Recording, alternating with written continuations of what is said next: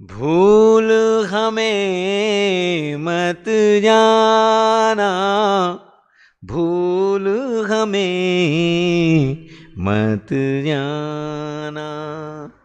प्रभु जी भूल हमें मत जाना।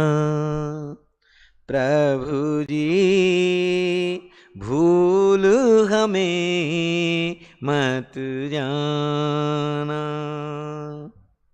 तुम पर है आशाएं सारी, है दर्शन उत्कंठा भारी। तुम पर है आशाएं सारी, है दर्शन उत्कंठा भारी। सपनों की सुंदर नगरी में मधुर क्षणों में आना। भूल हमें मत जाना। प्रभु जी भूल हमें मत जाना। प्रभु जी भूल हमें मत जाना।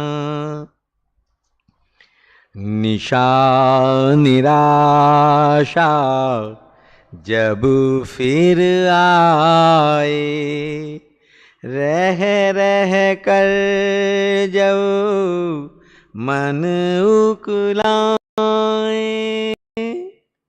निशा निराशा जब फिर आए, रह रह कर जब मन उकलाए।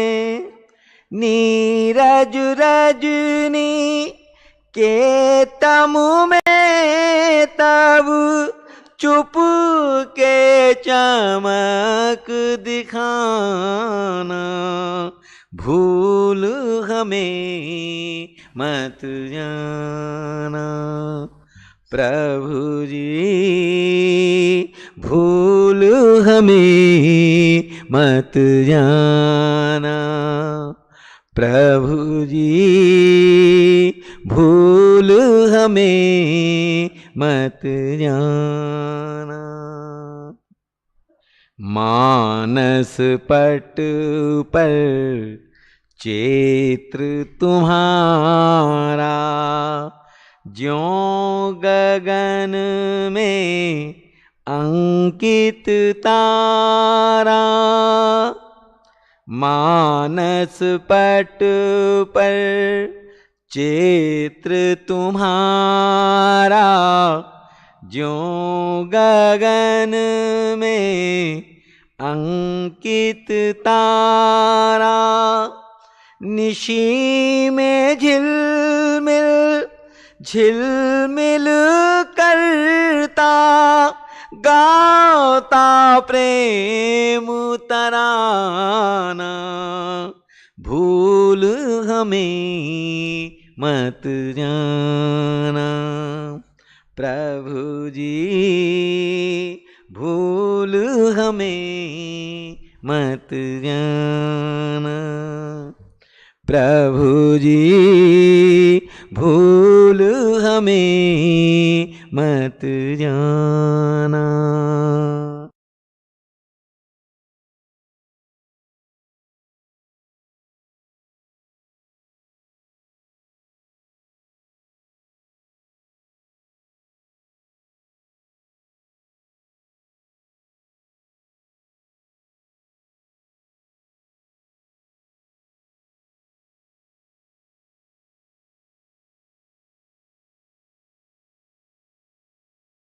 याद अकेले में तेरी आती है, रो लेता हूँ मैं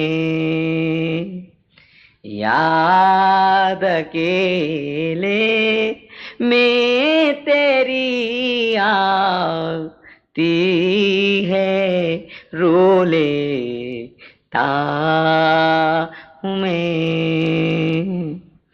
आंसुओं से अपने मुंह अपना ही धो लेता हूँ मैं। याद अकेले में तेरी आती है, रो लेता हूँ मैं। याद अकेले में तेरी आती है, रो लेता हूँ मैं। पहुँच जा आंचल से अपने, आके तू आंसू मेरे पहुँच जा आंचल से अपने, आके तू आंसू मेरे हिलकियाँ हिलकियाँ बंधती है तेरा नाम जो लेता हूँ मैं। हिलकियाँ बंधती है तेरा नाम जो लेता हूँ मैं। आंसुओं से अपने मुंह अपना ही धो लेता हूँ मैं। याद अकेले में तेरी आती है, रो लेता हूँ मैं। याद अकेले में तेरी आती है, रो लेता हूँ मैं। काश सीने पर तेरे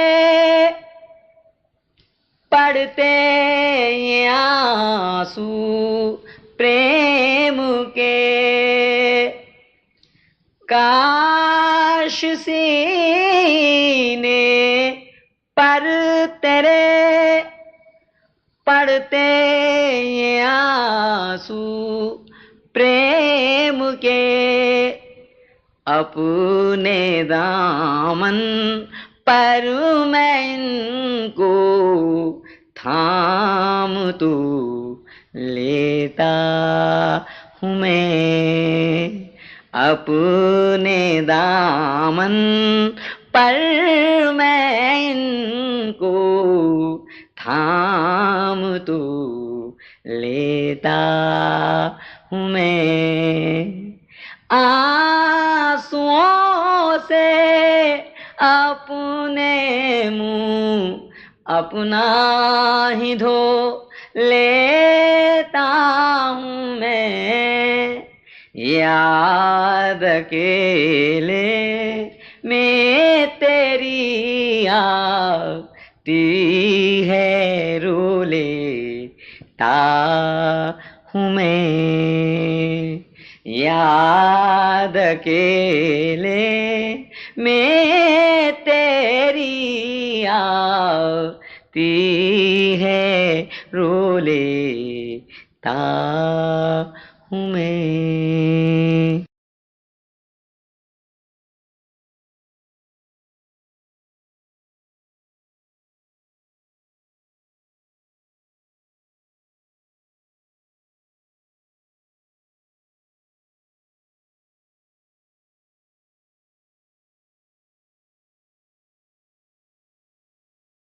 तेरे दरबार में भगवन बड़ी आशा से आया हूँ।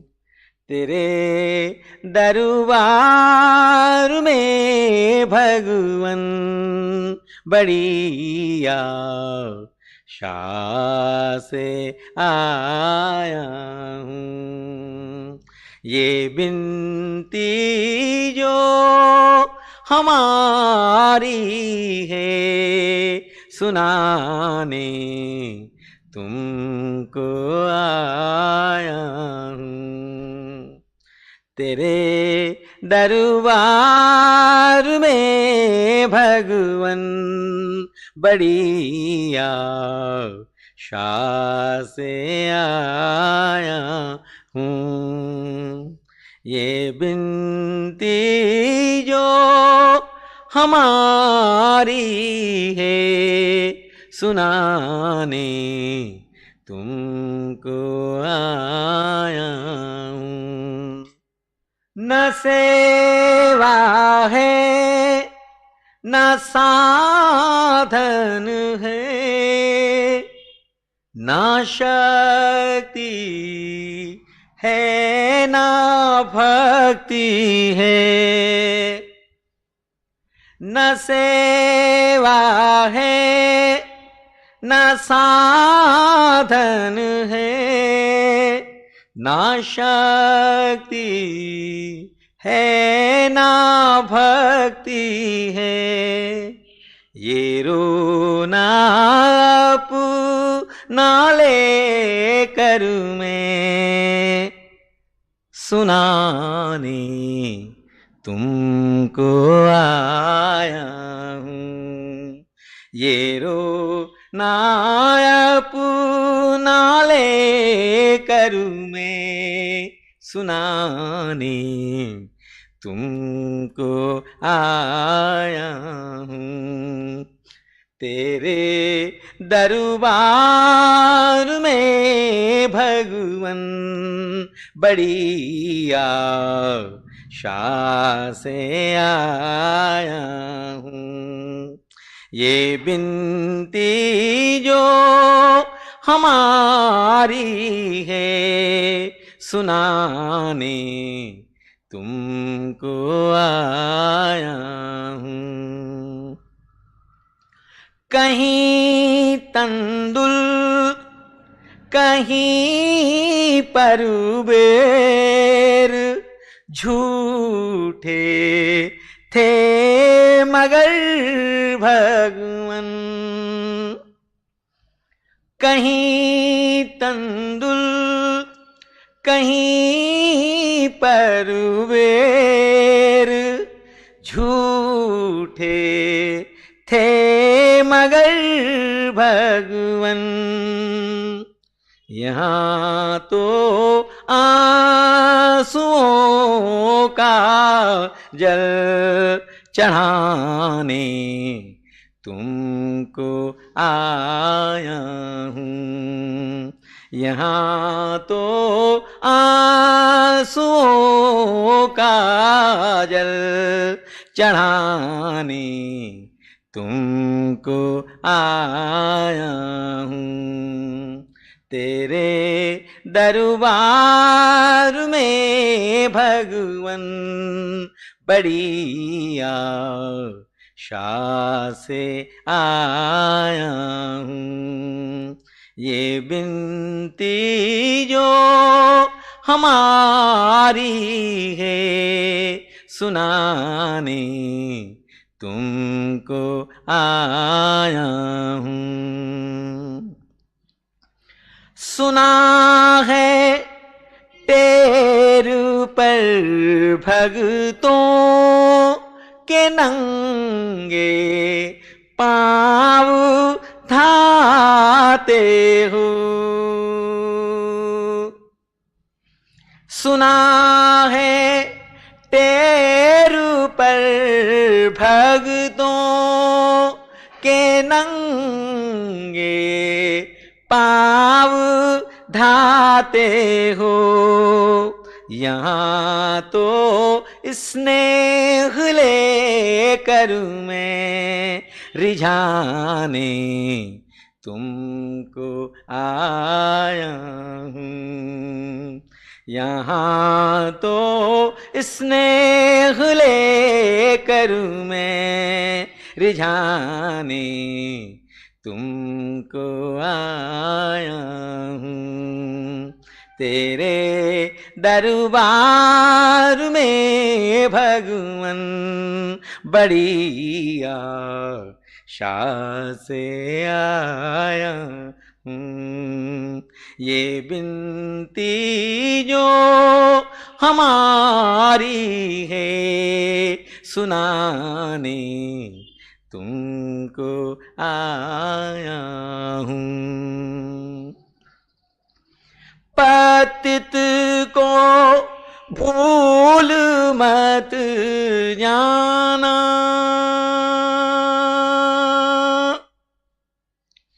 पतित को भूल मत जाना कि तुम पतितों के पावन हो। पतित को भूल मत जाना कि तुम पतितों के पावन हो। बिरद की याद में भगवन दिलाने तुमको आया हूँ। बिरद की याद में भगवन दिलाने तुमको आया हूँ। तेरे दरबार में भगवन बड़ी आशा से आया हूँ। ये बिनती जो हमारी है सुनाने तुमको आया हूँ। तेरे दरबार में भगवन बड़ी आशा से आया हूँ। ये बिनती जो हमारी है सुनाने तुमको आया हूँ।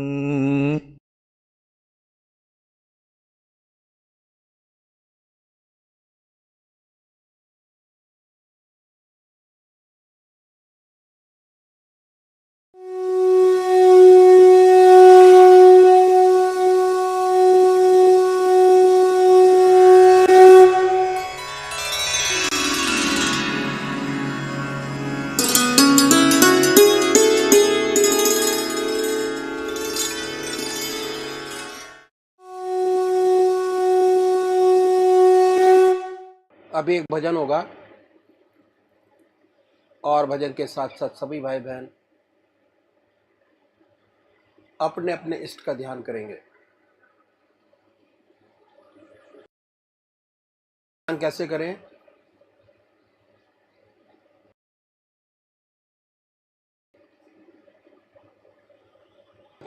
सत्संग की तरीकत मैं आपके सामने रखता हूं।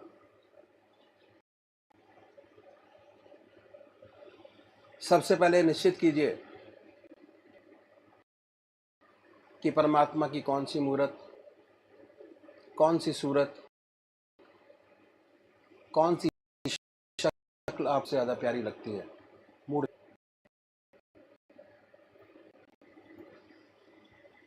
किसी से पूछने की जरूरत नहीं, से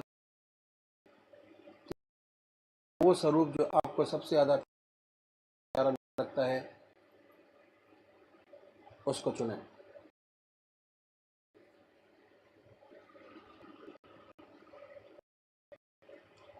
उसके बाद किस नाम से आप उनको याद करेंगे, उसको भी चुने मंत्र। तो क्या हुआ, दो चीज आपने चुनी, एक अपना इष्ट देव और एक मंत्र। उसके बाद पूजा के स्थान पर जाइए, जिस स्थान पर बैठे हैं, जिस आसन पर बैठे हैं, उसी आसन पर बैठें। बड़े प्यार से धूप बत्ती अगरबत्ती जलाएं,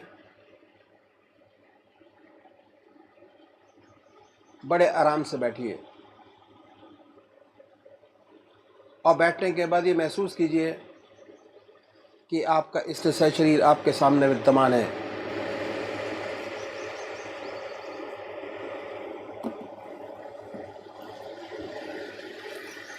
सशरीर भावना से अपने इष्ट को अपने सामने बनाए। बड़ी बड़ी आंखें हैं, गोल चेहरा है, जटाएं हैं, सर्पों की माला है। ख्याल से बाय थॉट उसमें इतने लीन हो जाए कि जब तक आप ध्यान करते हैं तब तक और कोई विचार और ख्याल ना आए, पर आएगा। उन विचारों को हटाएं, फिर अपने इष्ट देव की मूर्त अपने सामने बनाएं, फिर हटाइए, अपने इष्ट देव की मूर्त अपने सामने बनाएं। जो मंत्र आपका है उसको उच्चारित होते सुनिए कि हमारे हृदय से हमारे इष्ट का नाम निकल रहा है और हम सुन रहे हैं। और जब तक ऐसा ना हो, बड़े प्यार से अपने इष्ट का नाम विद जिह्वा से ले सकते हैं। इतना फोर्स उस नाम में होना चाहिए कि ना कोई दूसरा विचार रहे, ना ख्याल, उसमें तल्लीन हो जाए, उसी की याद हो, उसी का ख्याल हो। समर्पित भाव से बड़े प्यार से अपने इष्ट के नाम को ले। आधा घंटा सुबह और आधा घंटा सायंकाल, ये 2 समय निश्चित कीजिए और आधे घंटे में 20 से 25 मिनट ध्यान को दीजिए। दूसरे वो भाई हैं जो निराकार भगवान के उपासक हैं, ओम अल्लाह वाहिगुरु क्राइस्ट गॉड, वो क्या करें, वो कैसे ध्यान करें। बड़े आराम से बैठिए, बड़े प्यार से। उसके बाद ये महसूस करें कि हमारे हर दिल की धड़कन पर जो नाम आपने चुना है वो निकल रहा है। हृदय ओम ओम कह रहा है और पूरे शरीर में वाइब्रेट करता है। उसके वाइब्रेशंस को महसूस कीजिए और आनंदित होइए। बड़े प्यार से इस काम को करना है। जब भी कोई सांसारिक बात आपके जहन में आए, दिमाग में आए, उन विचारों को हटाएं, फिर अपने इष्ट देव की याद में लगे, फिर हटाइए, अपने इष्ट देव की याद में लगिए। अगर आज ध्यान करते हुए आपके 100 विचार 1 मिनट के अंदर आते हैं तो निश्चित समझिए, अगर ये अभ्यास आप बराबर करते चले जाएंगे तो एक दिन ऐसा आएगा कि कोई विचार आपके आगे नहीं होगा। भगवान श्री कृष्ण ने साधक की दृष्टि से गीता में 4 बात बताई। पहली आहार की शुद्धि, दूसरी विहार की शुद्धि, तीसरा अभ्यास और चौथा वैराग्य। अभ्यास, अभ्यास पर बहुत भारी जोर है और सारी जिंदगी हम एक चीज का अभ्यास करते चले जाते हैं और उसकी परफेक्टनेस पर देखते चले जाते हैं। बड़े प्यार से अगर इस तरीके से अभ्यास करेंगे, बड़ी सुंदर स्थिति होगी। जब भी आप अपने इष्ट देव के चरणों में विश्राम चाहेंगे, बड़े प्यार से विश्राम मिलेगा। ना कोई दूसरा विचार रहेगा, ना ख्याल, और हमारी आत्मा हमारे मन को देखती रहती है। वो बताती है कि हम क्या सोच रहे हैं। जब विचार हट जाए, अपने इष्ट देव के चरणों में फिर दोबारा उस चीज़ को पकड़े, अपने इष्ट देव को दोबारा अपने इष्ट देव में ध्यान लगाइए। तो अभी एक भजन होगा और भजन के साथ साथ सभी भाई बहन अपने अपने इष्ट का ध्यान करेंगे।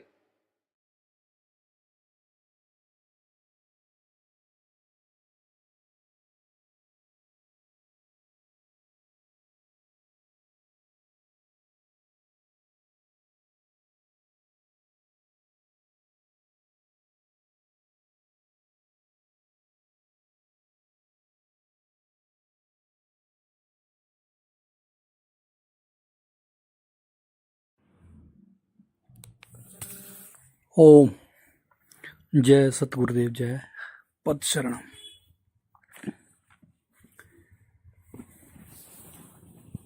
अब मेरी निगाहों में, अब मेरी निगाहों में जचता नहीं कोई। अब मेरी निगाहों में, अब मेरी निगाहों में जचता नहीं कोई।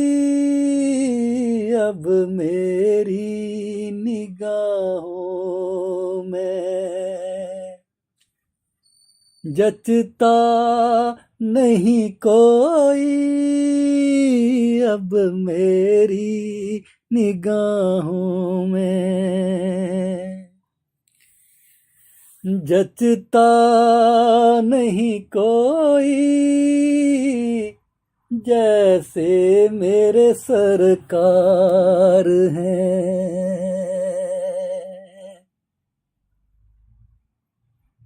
जैसे मेरे सरकार हैं, ऐसा नहीं कोई। जैसे मेरे सरकार, जैसे मेरे सरकार हैं, ऐसा नहीं कोई। अब मेरी निगाहों में जचता नहीं कोई। अब मेरी निगाहों में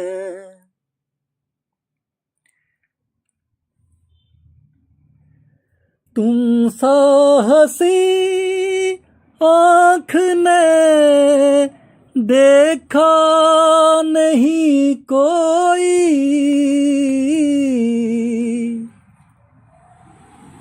तुम सा हंसी आँख ने देखा नहीं कोई।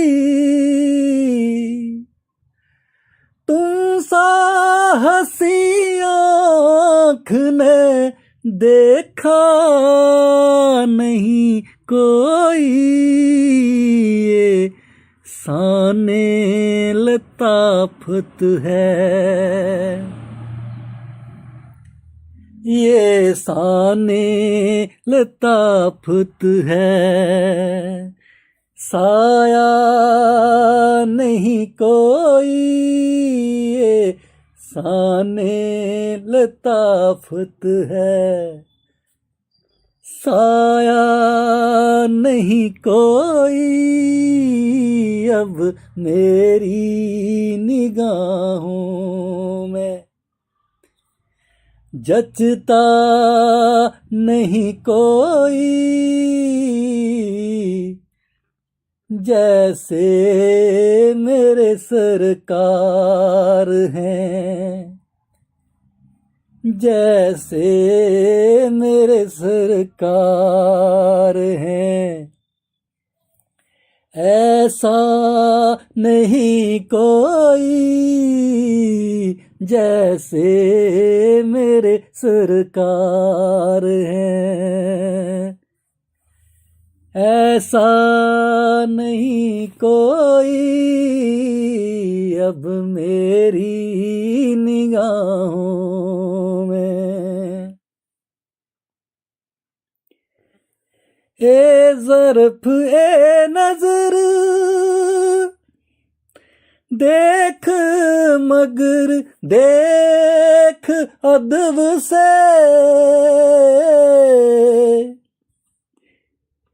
ए ज़र्फ़ ए नज़र देख देख मगर अदब से, ए ज़र्फ़ ए नज़र देख मगर देख अदब से, सरकार का जलवा है, सरकार का जलवा है, तमाशा नहीं कोई सरकार का जलवा है, तमाशा नहीं कोई सरकार का जलवा है, सरकार का जलवा है, तमाशा नहीं कोई जैसे मेरे सरकार हैं, जैसे मेरे सरकार हैं, ऐसा नहीं कोई जैसे मेरे सरकार है, ऐसा नहीं कोई अब मेरी निगाहों में, जचता नहीं कोई अब मेरी निगाहों में, जचता नहीं कोई अब मेरी निगाहों में। सरकार की रहमत ने हमें खूब नवाजा,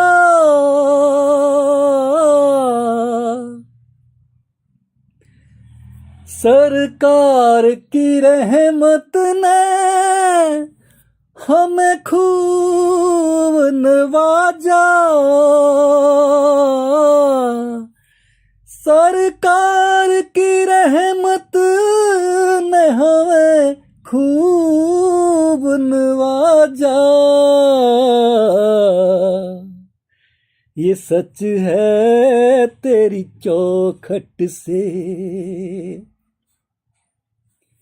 ये सच है तेरी चौखट से, हटता नहीं कोई, ये सच है तेरी चौखट से, हटता नहीं कोई जैसे मेरे सरकार हैं।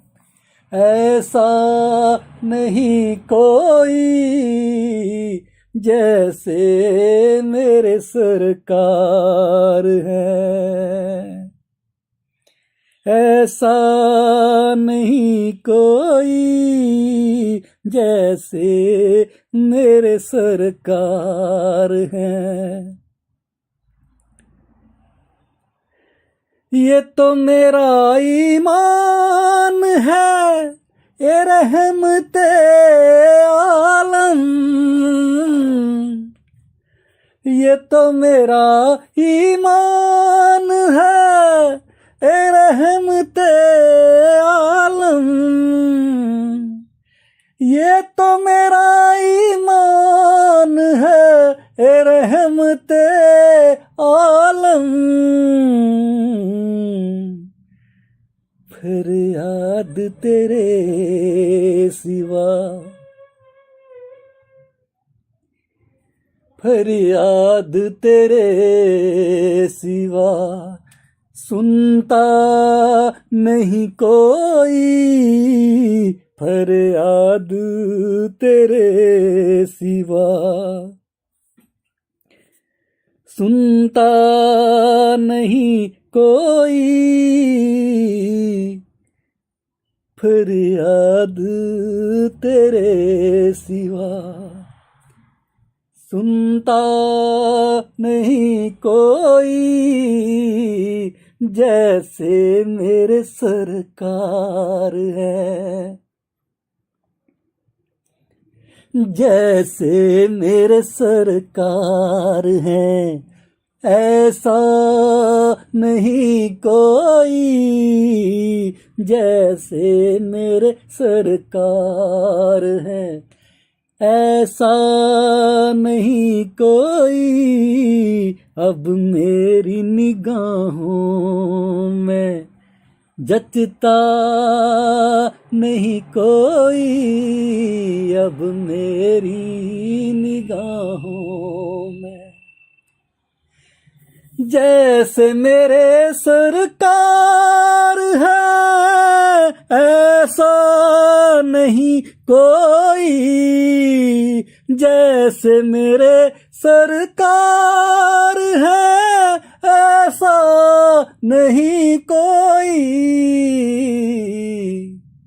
जैसे मेरे सरकार है जैसे मेरे सरकार हैं ऐसा नहीं कोई।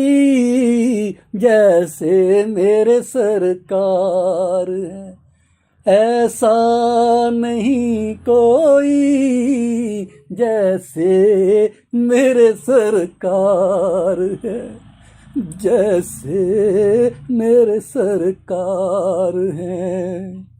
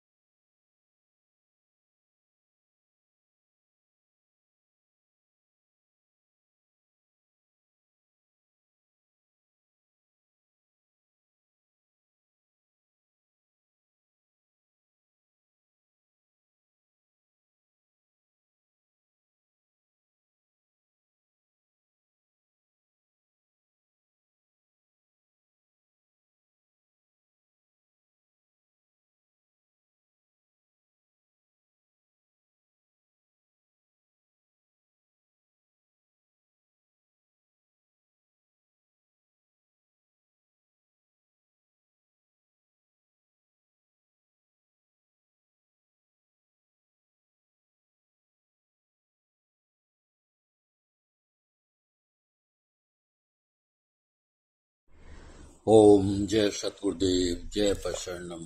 श्री ब्रजमोहन वचनामृत।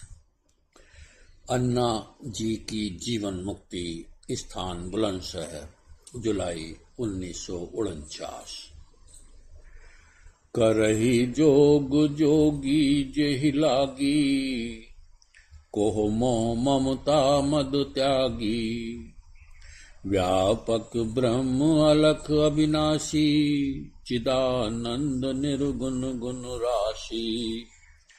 प्रातः काल का सामना समय है। यह दास पूजने पापा जी के साथ घूमने के लिए निकला। हम लोग विक्टोरिया टावर पहुंचे तो घड़ी ने 5:30 बजाए। प्रातःकाल की मंद मंद सुगंधित वायु बह रही है। प्राची की लालिमा फीकी पड़ चुकी है। पूर्व दिशा में सूर्यदेव मुस्कुरा रहे हैं। पेड़ों पर चिड़ियां चहचहा रही हैं।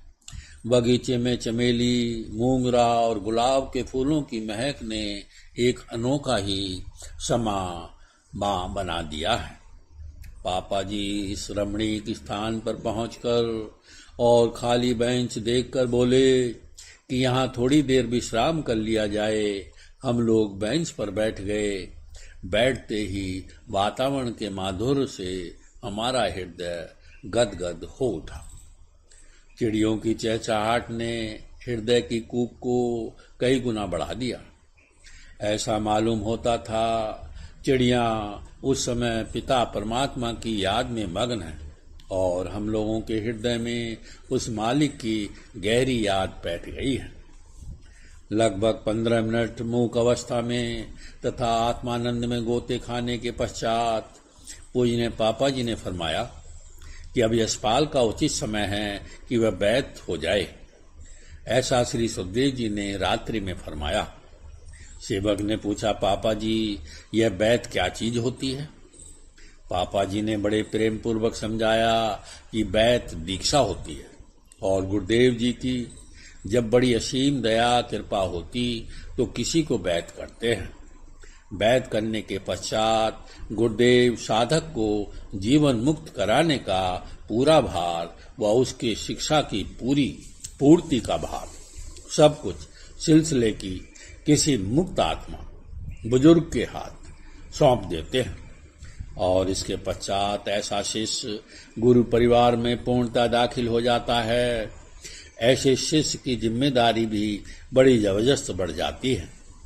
उसे पूर्णतया आत्मसमर्पण करना पड़ता है और गुरु की आज्ञा की अवहेलना स्वप्न में भी नहीं कर सकता, अन्यथा बड़े कष्टों का सामना करना पड़ता है और तब शिष्य जीवन मुक्त गति प्राप्त करता है। अगर सच्चा आज्ञाकारी है और सच्चे दिल से आत्मसमर्पण करता है तो बड़े आनंद में इस स्थिति को प्राप्त कर लेता है जिसके लिए बड़े बड़े योगी कठिन तपस्याएं करते हैं और मुश्किल से प्राप्त कर पाते हैं। तुम्हारे ऊपर पहले से ही सतगुरुदेव जी की बड़ी कृपा है। बड़े बड़े पुराने अभ्यासी बैत भी अभिलाषा लिए आते हैं, अनेकों बार प्रार्थना करते हैं परंतु उनकी बैत नहीं हो पाती। तुम बहुत भाग्यशाली हो जिसके लिए गुरु महाराज ने अपने मुख से बैत के लिए फरमाया है। यह दास चुपचाप सुनता रहा। इसने उत्तर कुछ न दिया। इस दास के हृदय में ये शब्द घूमने लगे कि आत्मसमर्पण करना पड़ता है। आत्मसमर्पण क्या आसान काम है?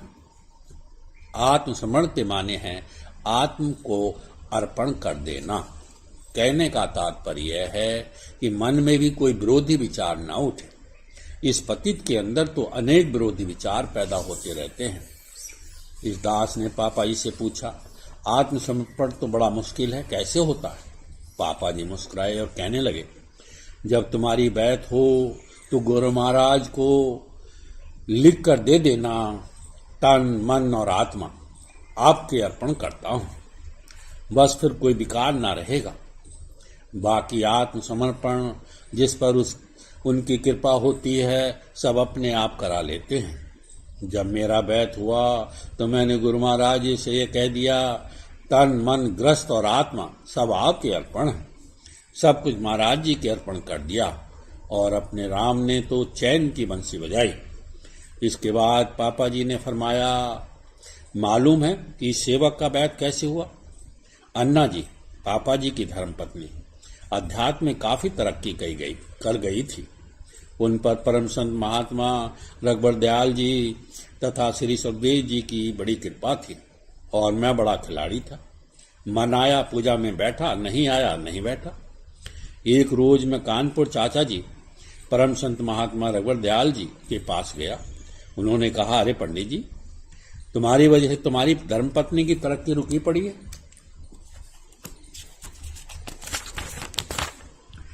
अब वह समय आ गया कि तुम कुछ करो, धरो। पापा जी ने उत्तर दिया, सुनो चचा, पापा को करना धरना कुछ नहीं, करना धरना आपको है या बड़े भैया को है। जो मर्जी हो आप करो या करवा लो। अन्ना जी की तरक्की रुकी पड़ी है तो इसका दोष मेरे ऊपर कुछ नहीं, जो कुछ करवाना हो आप करवा लो। चचा जी ने मुस्कुरा कर उत्तर दिया, पंडित जी तुम बहुत टेढ़े हो, अपने आप कुछ भी नहीं करना चाहते। लाओ तुम्हें एक तरकीब बताता हूं, तुम्हारा दोनों का कल्याण हो जाएगा। बड़े परम संत ब्रजमोहन लाल जी को पकड़ लो और उनसे तुम बैत ले लो, सब ठीक हो जाएगा। पापा जी बोले कि कुछ अच्छा महाराज। पापा जी बोले कि बहुत अच्छा महाराज। और अगले दिन अन्न पानी सब छोड़ दिया। प्रातःकाल चाय आई। चचा जी महाराज ने कहा, चाय पियो पापा। पापा जी ने उत्तर दिया, आज तो मैंने व्रत रखा है, जब बड़े भैया बैत कर लेंगे तब खाऊंगा। चाचा जी महाराज ने कहा, पूछ तो लेते, व्रत बाद में रखते। पापा जी ने उत्तर दिया, आपकी आज्ञा हो चुकी है, अब आप जाने और बड़े भैया जाने। चाचा जी महाराज बोले, अरे भाई, बड़े से कह दो कि तुमने व्रत रखा हुआ है। पापा जी ने उत्तर दिया कि वह अब आप जाने, चाहे आप बैत करो या बड़े बैत करें, पापा को बैत होना है जिससे अन्ना जी का रास्ता खुल जाए। चचा जी महाराज चुप हो गए। पापा जी ने दिन भर निर्जल व्रत रखा। सायंकाल को जब बड़े भैया श्री सुखदेव जी दफ्तर से वापिस आए, भोजन वगैरह कर चुके, तब चचा जी महाराज ने फरमाया, बड़े, यह पापा सुबह से निर्जल व्रत रखे हैं। बड़े भैया जी, पापा जी को क्या हो गया जो भोजन नहीं किया? चाचा जी बैत होना चाहते हैं इसलिए व्रत रखा है, आप पापा को बैत कर दें। बड़े भैया जी, आपके सामने भला मैं बैत कैसे करूं, आप ही इनको बैत क्यों नहीं कर देते? चाचा जी महाराज, नहीं भाई, इनका बैत तो तुम्हें ही करना है। लगभग रात्रि के 9 बजे मुझे बुलावा आया। मैंने बैत के बाद अन्ना जी सत्यव्रत सबको खड़ा कर दिया और महाराज जी को कह दिया, यह परिवार सब आपका है, इस दुनिया में मेरा कुछ नहीं है। हमारी बैत तो इस प्रकार हुई। दास ने पूछा, अन्ना जी की तरक्की आपकी वजह से कैसे रुक गई? पापा जी ने उत्तर दिया कि हिंदुओं में शादी शारीरिक संबंध नहीं होता, बल्कि आत्मिक संबंध होता है। अध्यात्म में सच्ची तरक्की तभी होती है जब दोनों ही रास्ते में आगे बढ़ें। दास ने पूछा कि बैत के बाद अन्ना जी की तरक्की खुल गई? पापा जी ने उत्तर दिया, अरे भैया, अन्ना जी ने बड़ी तरक्की की। उनको सदगुरु जी महाराज ने सत्संग कराने की आज्ञा दी और वह लखनऊ में त्रिपाठी जी के रहते हुए अलग सत्संग कराया करती थी। इसके बाद आपने फरमाया कि वह बड़ी भक्त थीं और सदगुरुदेव जी पर उनकी बड़ी श्रद्धा थी। वह तो सदगुरु जी महाराज से कहा करती थी कि जब मेरा शरीर छूटे तो मेरे शरीर का अंतिम संस्कार आप करें। गुरु महाराज जी कहते कि अन्ना जी यह कैसे हो सकता है, वह तो पापा जी करेंगे, यह तो हिंदू धर्म के अनुसार नामुमकिन है। पर अन्ना जी की जिद थी, वह हमेशा यही कहती थी, मेरा संस्कार आपको करना पड़ेगा। गुरु महाराज जी हार कर चुप हो जाते, क्या कहते? अन्ना जी 24 घंटे बराबर भगवान की याद में डूबी रहती थीं और उनका चेहरा हमेशा तमतमाता रहता था। जब वह बहुत सख्त बीमार हुई तो अक्सर उन्हें अकेला छोड़कर मुझे अस्पताल जाना पड़ता था। एक रोज ऐसा ही हुआ। जब वापिस आया तब उन्हें लगभग भस्म हुआ ही पाया। बड़ा दुख हुआ कि यह क्या हुआ कि ऐसी भक्त और क्या मौत पाई, कैसे जल गईं। कमरे का और सारा सामान ठीक था। अन्ना जी अपनी खाट में भस्म थी। बड़ा हैरान था। इतने में क्या देखता हूँ कि खट सतगुरु जी महाराज पधारे। बोले, पापा क्यों परेशान हो? इन्होंने बहुत ऊंची गति पाई है। इनकी अभिलाषा थी कि इनका संस्कार मैं करूं। वह कैसे हो पाता? आप चिंता मत करें। इनके प्राण निकल जाने के पश्चात इनके लिहाफ गद्दों में आग लगी। यह जलकर नहीं मरी है। उसके बाद इनका शरीर भस्म हो गया है। अब उठो और इनके सारे संस्कार करो। सब संस्कार करने के पश्चात जब हम सब लौटे, एकांत में उसी कमरे में इस सेवक ने 2 आसन बिछाए, एक अपने लिए, एक अन्ना जी के लिए। और जब मैं पूजन करने बैठा तो अन्ना जी मेरे बराबर विराजमान थी और बहुत खुश थी और मेरे साथ बराबर पूजन करती रही। मुझे पूर्ण विश्वास हो गया कि उनके प्राण निकलने के बाद उनके कपड़ों में अग्नि का प्रवेश हुआ। उसके बाद जब कभी भी मैं 2 आसन बिछाकर बैठता तो अन्ना जी हमेशा मेरे साथ पूजन में शामिल होती थी। भैया, अपने सद्गुरु सर्व प्रकार समर्थ हैं, उनके लिए कुछ भी नामुमकिन नहीं है।